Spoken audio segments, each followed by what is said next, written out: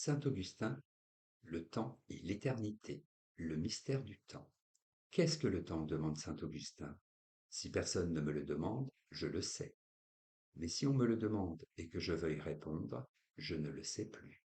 Confession, livre 11. Est-il pourtant notion plus familière? Mais ce qui est le plus proche est aussi le plus mystérieux. Le temps est ce dans quoi nous vivons, sans y réfléchir. Nous vivons tout en lui, sans jamais le prendre lui-même pour objet. Dès qu'on essaye de le faire, il se dérobe. Voyons cela. Le temps se compose du passé, du présent et du futur. Or, ce qui est passé n'est plus, et ce qui est à venir n'est pas encore. Quant au présent, il ne fait que passer.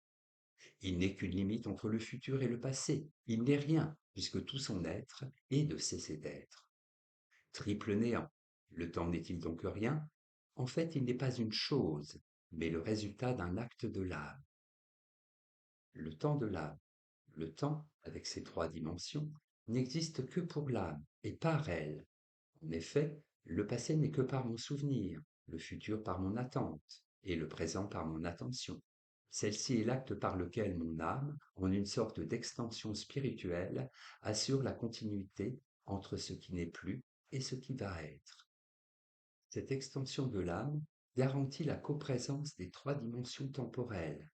Chantons une mélodie.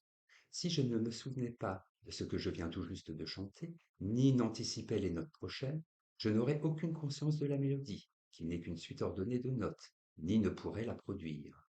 Le présent vécu, psychologique, n'est pas un instant infinitésimal, mais une certaine durée, avec ses franges de souvenirs et d'attente.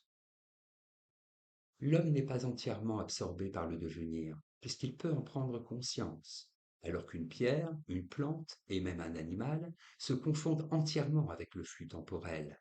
L'homme peut se le représenter, le ramasser en une unité et se poser comme quelque chose de stable, le moi.